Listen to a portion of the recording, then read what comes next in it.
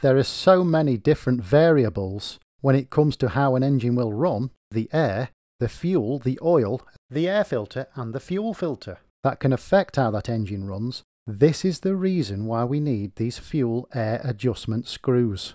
But sometimes the carburetor or the engine is drawing in too much air. Well, in this video clip from my full video, I've brought out this information so you can get to it quickly and efficiently should you want to. The full video's in the link below in the description. And as usual, I'm going to put in some visuals for a deeper understanding. Welcome to the Repair Specialist channel. I'm Craig, the owner and creator, and having been in the trade for around 30 years, I now make videos relating to the diagnosis and repair of small engines and machinery, and how things work and why, and in layman's terms, using clear visual explanations to help you gain a deeper understanding and a firmer knowledge base. Why? Because knowledge is power. So let's get to it.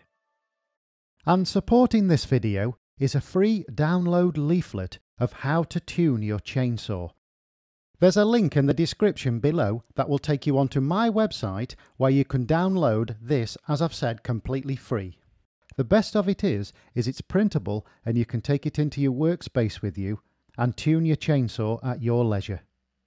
Okay, so as usual, let's take a look inside this machine, the engine and carburetor.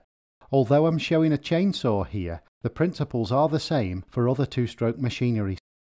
So as we know, when the engine starts to move, it draws in air through the induction tube of the carburetor, and as it passes the main jet, it draws out fuel, hopefully at the right amount to allow for a good ratio between air and fuel for the engine to run optimal.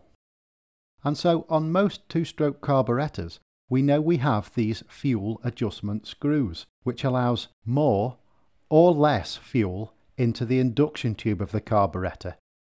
But one of the reasons we need to adjust the fuel in the carburetor is not literally down just to the fuel itself, it's because of the air. There's other factors that affect the air to begin with.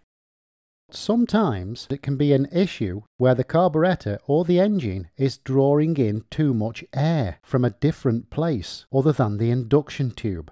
And it's this that can mess around with that otherwise good fuel-to-air ratio that gives us the need to adjust the carburetor. For instance, if there was leaks in important areas such as these, then it can have dramatic effects on the engine.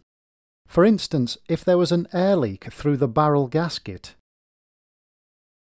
then as the engine runs, it would draw in extra air between the barrel and the crankcase and allow more air into the engine. As we know by now, any extra air can mess up that fuel-to-air mixture and make it too lean. And of course, if the leakage here was really bad, then the engine wouldn't run at all properly, no matter how much we adjust the carburetor. But if there's just some slight leakage there, if it's just started to leak and it's in its very early stages, then this can be another reason as to why the engine's running slightly lean, and of course then it's probably possible to adjust the carburetor to get the engine to run right for a while, before the leak gets too bad. And it's very similar with the main seals. As the engine runs, the job of the main seals is to keep pressure within the crankcase, and if the main seals are slightly damaged and letting air into the engine, then again we're going to get a situation where the engine's running too lean. And if these seals are truly damaged, then no matter what we do with the carburetor settings, we won't get this engine to run right. But in the early days, when the leak is only just started to form, and it's a very small leak, then we can adjust the carburetor to make it sound much better, again until the problem takes hold. And very similarly, the inlet manifold can sometimes degrade, and that can let in air where it shouldn't do, and again that can lean up the fuel-to-air mixture. If it's too badly damaged, then no, we're not going to get this engine to run right, but if it's slightly damaged, we're letting a slight amount of air through, more than it should do, then we can make carburetor adjustments until it gets too bad.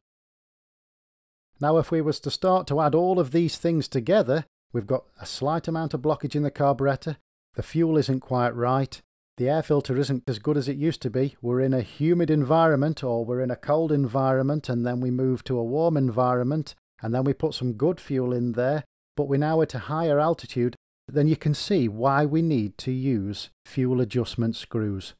So rather than the adjustment screws being something we wish we'd never seen, we wish we'd never had on our carburetors, we can start to see them now that they're there for our own benefit, to help us make our machines run as best as they possibly can under the conditions that they have to run in.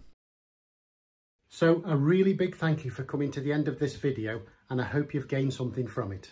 Thank you for watching.